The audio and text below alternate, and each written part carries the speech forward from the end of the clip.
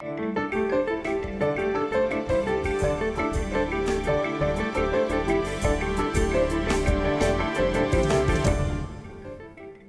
I'm Kamal Santamaria. This is Counting the Cost on Al Jazeera, your weekly look at the world of business and economics. This week, America's next president.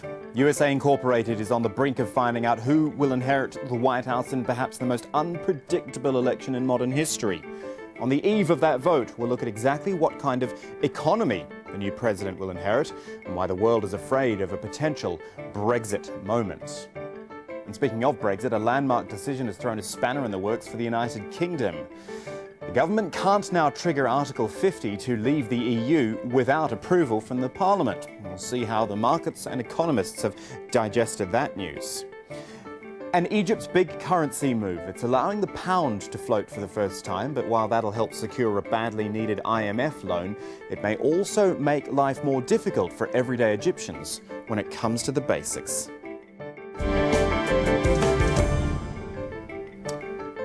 Okay, so we know you're probably all electioned out by now, but the US presidential vote is just days away. And there's no doubt the actual issues have been badly overshadowed by scandal after scandal on both sides. So we felt it was time to refocus on policies, particularly the economic ones, to see what sort of America might eventuate in 2017. We will start with a quick health check for you. And, you know, the US economy has actually been showing some improvement lately. The housing market, which of course triggered the 2008 financial crisis when it collapsed, has now largely recovered. And overall, the economy grew at 2.9% in the July-September quarter, which was more than twice the rate of the previous. Unemployment, which is one of the most important measures of any economy, well, that's now down at 5%, remembering it was up at 10% at the height of the crisis in 2009.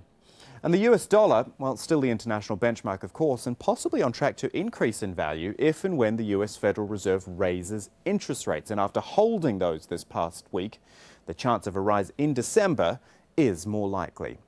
So what we see is that either Hillary Clinton or Donald Trump will inherit an economy in far better shape than the one Barack Obama got 8 years ago. But it's what he or she will do with that economy which we now have to think about. And I really mean we have to think about it, because when the candidates try to, it just turns into mudslinging. We should demand again that Donald Trump immediately release his tax returns. I'm particularly interested in the Russian business deals that he has. At the end of the day, Donald Trump is the poster boy for everything that's wrong with our economy. We are going to win the White House. Going to win it. Because I've been watching Hillary the last few days. She's totally unhinged. We don't want any of that. She has become unhinged. So to start making our own assessments about the future economy, we've got Russell Jones with us now from London. He's a partner at Llewellyn Consulting, a regular contributor to Counting the Cost. Russell, give me the simplest explanation you can of the difference between a US economy under Hillary Clinton and a US economy under Donald Trump. Frankly, they are poles apart. Under Donald Trump, I think we're all going to be taken out of our comfort zone. That's economists and people in the financial markets. Under Hillary Clinton, I think it's probably best described as more of the same, a few tweaks here and there, but essentially the same sort of strategy that we've seen under President Obama. But under Trump, we really are not quite sure what we're going to get. I think you have to look at his policies in two specific areas. First of all, there's policies towards the international economy, and there I think everything that we've thought was certain since 1945 is under threat. That's to say, the United States is a sort of liberal hegemon, the pursuit of freer and freer trade, the pursuit of global integration, all of those certainties are under threat. Domestically, what he's proposing, frankly speaking, is completely incoherent. We're going to get huge tax cuts, we're going to get strange deregulation, we're going to get more inequality. Really is an extraordinary cocktail that really doesn't have any numbers that add up, quite frankly. So I think markets and economists generally will be much more concerned by a Trump win than by a Hillary Clinton win. Okay, so it feels like, the way you describe that, that we could be on the precipice of something here. What strikes me is that whoever wins this presidency will inherit an economy that is in pretty good shape. Obviously, Barack Obama didn't get that 8 years ago in the middle of the financial crisis, but, you know, should we be giving him credit for actually turning this thing around? I think that's right. I think Barack Obama was given one of the biggest hospital passes of all time when he came into the White House. And over the last 8 years, the US economy has turned around probably better than any other major economy. It's close to full employment now. We have relatively stable prices, consistent, if rather modest growth by historical standards. But the US looks in pretty good shape, certainly by the standards of Japan or the Euro area. And relative to a lot of the emerging markets right now as well. So by presiding over that, I think you have to say that President Obama has done a pretty good job, and the Federal Reserve has done a pretty good job as well. Okay, Russell, let's just pause for a moment, because before I ask you another question, I want to introduce our viewers to something called the VIX Index. Russell will know this. It's proper name, the Chicago Board Options Exchange Market Volatility Index. But basically, it's a fear gauge. And as the race has narrowed, the index has been going up. Economists use the VIX index to take the market's pulse and measure how nervous the investors buying stocks in the S&P 500 really are. It measures how much investors are willing to pay to hedge or protect their investments against wild market swings in the near term. And the last time the so-called fear gauge closed at such an elevated level was days after the UK's surprise vote to leave the European Union, the now famous Brexit. Basically, Russell, no one wants to be caught unprepared, as they were for Brexit. And judging by what you've already said, a Trump victory feels like it could be a sort of Brexit-y moment. Am I right in saying that? I think it would be Brexit plus, put it that way. Now the VIX tells us a lot about uncertainty, and it is known as the fear index. And I would expect, if the polls continue to hint at a very close fight in this election campaign, if not a Trump victory, that index will continue to march higher. It's not good news. I mean, a lot of uncertainty in financial markets is also reflected in uncertainty for businesses and from consumers as well. And it does tell you that I think people are beginning to grasp the possibility of a very, very different macroeconomic environment, policy environment anyway, to the one we've been used to. There are some saving graces, and that is that there are lots of checks and balances in the US political system that can constrain, should we say, a maverick president. And the financial markets themselves also have a very powerful way of exerting discipline on politicians. I mean, the fact is that populists very rarely get what they say they're going to deliver when they actually get into power. What can you say about the US dollar? Because, well, okay, obviously we can't predict the future, but I just think back to the surprise of that Brexit decision and the way that the British pound basically fell off a cliff after that. Is there potential pressure here on the US dollar, or are we looking at potential rate rises anyway, which would assist the strength of the dollar?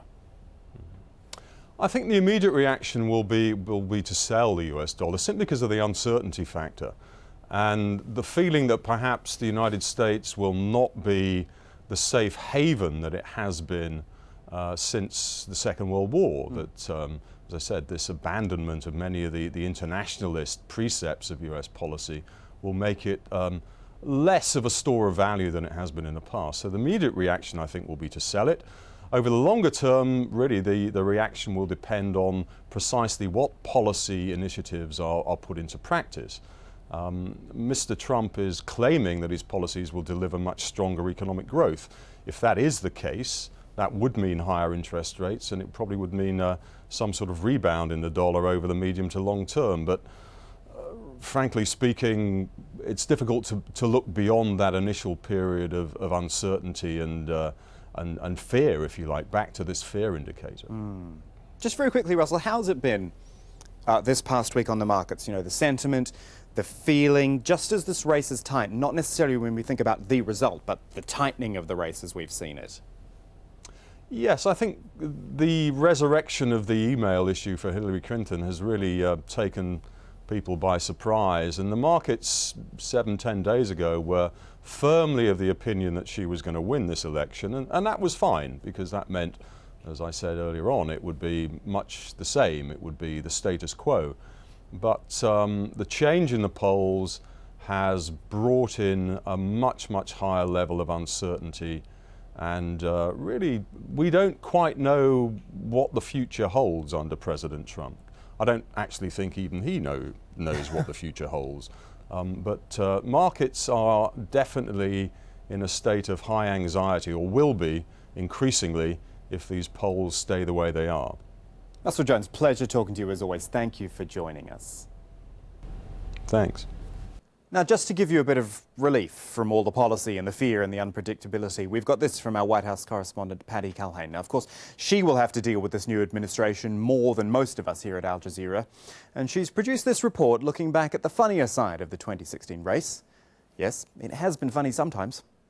It's super nasty, loud and crass, repulsive and atrocious. This DC comedic troupe is used to poking fun at politicians. There's usually a lot of material. But this year, well... The White House is my destiny. You ask why you shut up and vote for me. The unlikely nomination of reality TV star and businessman Donald Trump meant... You know it's been a great year for political comedians. On TV, the parody of the man and his message has been unrelenting. Do you feel you're modeling appropriate and positive behavior for today's youth? No, next. You know, it's a big deal if you have serious health problems. And number 3. Nobody has more respect for women than I do.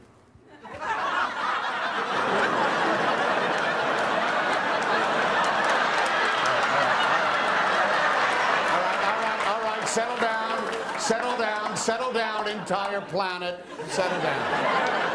Left, right, left, plant, speak. Most comedians have made fun of Hillary Clinton for being overprepared, somewhat plastic even, but it's taken on a whole new level of laughing at Trump and his supporters. Barack Obama had a big part of 9/11. Which part? Not being around, always on vacation, never in the office. So the media is favoring 100% Hillary Clinton. She doesn't get hammered on the email. She doesn't get hammered on Benghazi. But you seem to know a lot about them. I mean, I watch news. I don't think the media really portrays all the African Americans that support Donald Trump as much as they do. So what should we be portraying? Where are these African Americans? When the question's asked about... Political scientist Robert Lichter has studied the late-night shows. He says in the last 8 months, Trump has been the butt of 1,100 jokes to Clinton's 300. And he says that can impact an election. My studies found that a lot of jokes on late-night shows made people look at the candidate who was being joked about much less favorably. Especially with young people who increasingly get their news from comedy shows. It has also served to highlight some of the core but less talked about issues in this campaign. The presidency is a man's job. I have women are qualified to be president. No. A female has more hormones. She could start a war in 10 seconds. If she has hot flashes, whatever, boom. Haven't all wars been started by men? Yes. Because in the 2016 election, sometimes you just have to laugh. And still ahead on Counting the Cost, China's aviation prowess on display in Guangdong province. We'll take you to the air show for a look at how far technological innovation has come in the People's Republic. Before that, though, Brexit and the quite extraordinary news that the British government cannot trigger Article 50, that is the mechanism, of course, to leave the EU, without parliamentary approval. That decision was handed down by the British High Court this week, throwing the whole Brexit process once again into chaos. Nadeem Baba has more on that from London. They've spent months arguing the government can't push ahead with Brexit without giving Parliament a vote. Now judges at the High Court say these campaigners, including business people and Britons living in the UK and abroad, are right. You don't want Brexit to happen, do you? I would prefer it doesn't. I certainly don't want it to happen by the government making a decision in secret. If Parliament decides that that is the best thing for the UK, I will have to support it. I can't fight this fight and then complain about Parliament coming to a decision that we should leave the EU. After the ruling, Theresa May's government repeated its aim of triggering Article 50, which begins the UK's formal exit procedures from the EU by next March. First, in December, it will appeal the latest decision at the Supreme Court. Mr. Speaker, the government is disappointed by the court's judgment. The country voted to leave the European Union in a referendum approved by Act of Parliament. The government is determined to respect the result of the referendum. This judgment raises important and complex matters of law, and it's right that we consider it carefully before deciding how to proceed. The campaigners who've won an initial victory here point out the referendum was advisory and say that not involving Parliament over Brexit would be a horrifying democratic power grab. The government insists it has a clear mandate from the people. This argument is far from over. Meanwhile, Scotland's First Minister says her devolved government might actually join the campaigners challenging the UK government at the Supreme Court. We should remember that their refusal to allow a vote in the House of Commons is not some matter of high constitutional principle. It's because they don't have a coherent position and they know that if they take their case to the House of Commons, that will be exposed. For now, officials in Brussels are refusing to speculate on whether this decision will slow down the Brexit process.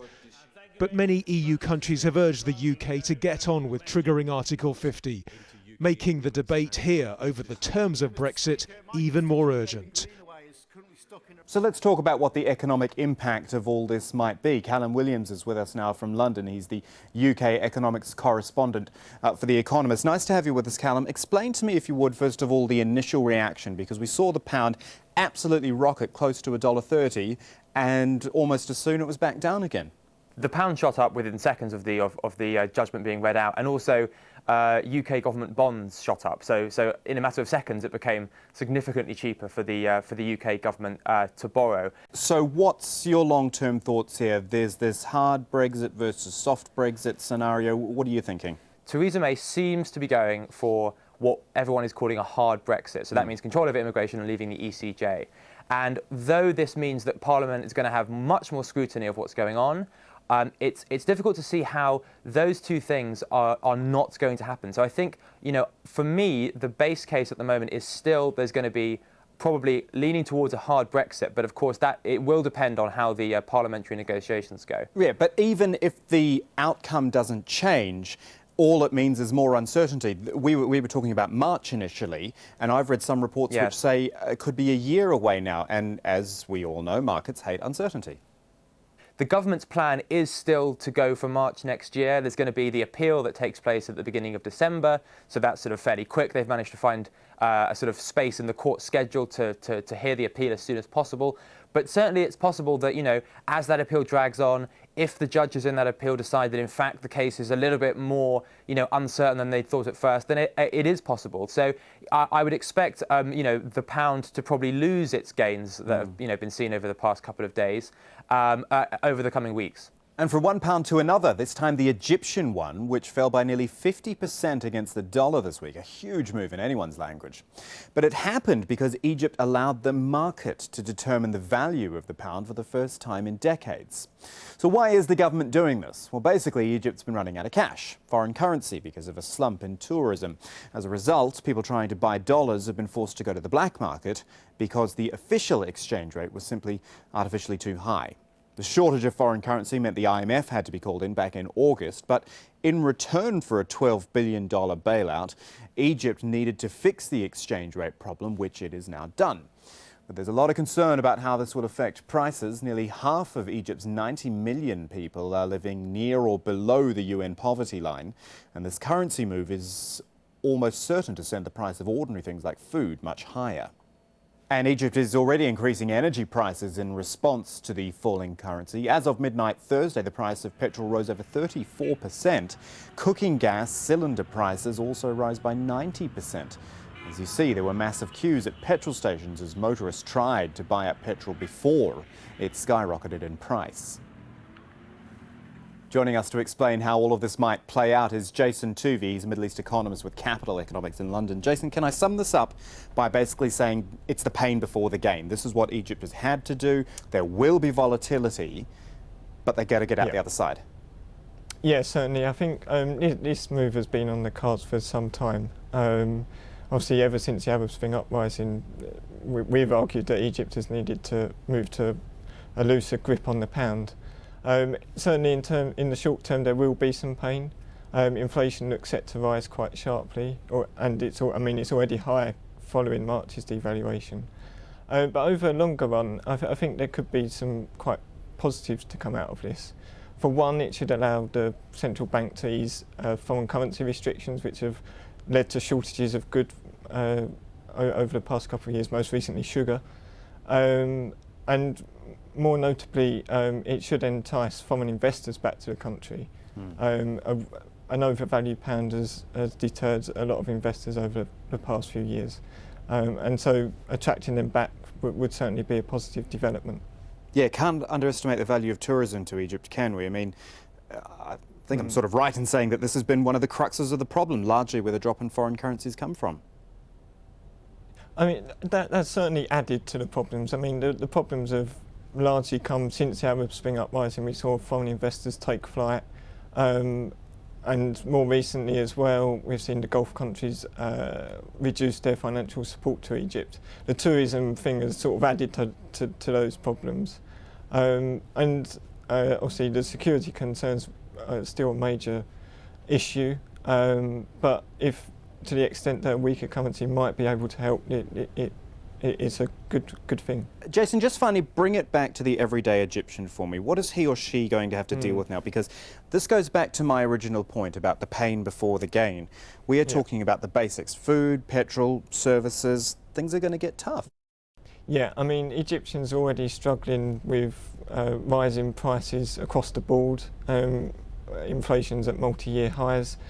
So it's certainly in the near term, there's going to be added pain, as well as obviously as well as a weaker pound. There's subsidy cuts coming. Public sector jobs certainly won't be as easy to come by as they were in previous years. So it's going to be really tough for the average Egyptian. Yeah, it is. Jason Tuvey talking Egypt with us on Counting the Cost. Thank you, Jason. No worries.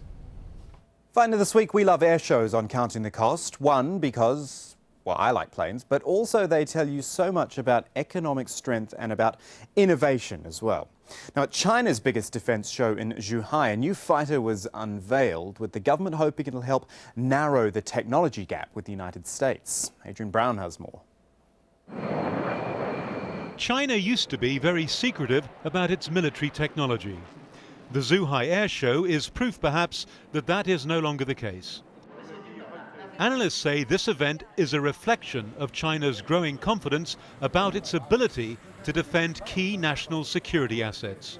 If you want to signal your capability and resolve and to deter the other's military aggression, you have to let all the others know you have this capability and the political will to use that military capability. And therefore you want to show to others how capable you are and how determined you are to use those assets if necessary. On Tuesday, all eyes were on the Chinese-made J-20 stealth fighter. It's armed with long-range missiles. And if it looks familiar, that's because it bears a striking resemblance to the F-35 and F-22, warplanes made in the United States. Chinese officials have consistently denied that the design of the J-20 comes from stolen plans obtained by hackers. Beijing seeking to modernize and upgrade its military, both to protect its borders and project power into regions such as the South China Sea, a resource-rich waterway where it has disputes with several neighbors. But China's leadership is now offering to sell arms to some of those countries. Just 2 weeks ago, it was feting the Philippines president, exploiting his country's deepening rift with its old ally, the United States. Now China is actively wooing another nation in Southeast Asia. On Tuesday, it was the turn of Malaysia's Prime Minister, Najib Razak. He's reportedly keen to buy a fleet of Chinese fast patrol boats that can carry missiles. Until now, Malaysia's armed forces have largely been equipped by the United States. Analysts say it's another sign that President Obama's so-called pivot to Asia policy is beginning to fray. China is doing everything because it really perceives that the U.S. is posing a comprehensive threat to China. As part of the rebalance to Asia strategy, China deeply believes U.S. is doing everything to contain China, and therefore China is reacting very fiercely. China once trailed the world in aerospace technology. At this air show, it wants to prove it'll one day have the leading edge. And that is our show for this week. Adrian Finnegan's filling in for me next week because I'm out on US election duty. But until then, you can find out more online at aljazeera.com/CTC. That'll take you straight to our page with individual reports, links and entire episodes to catch up on. You can also get in touch with us. You can tweet me at KamalAJE. Do use the hashtag AJCTC when you do. Or just drop us an email. countingthecost@aljazeera.net is the address. That is it for this edition of Counting the Cost. I'm Kamal Santamaria from the whole team. Thanks for joining us. The news on Al Jazeera is next.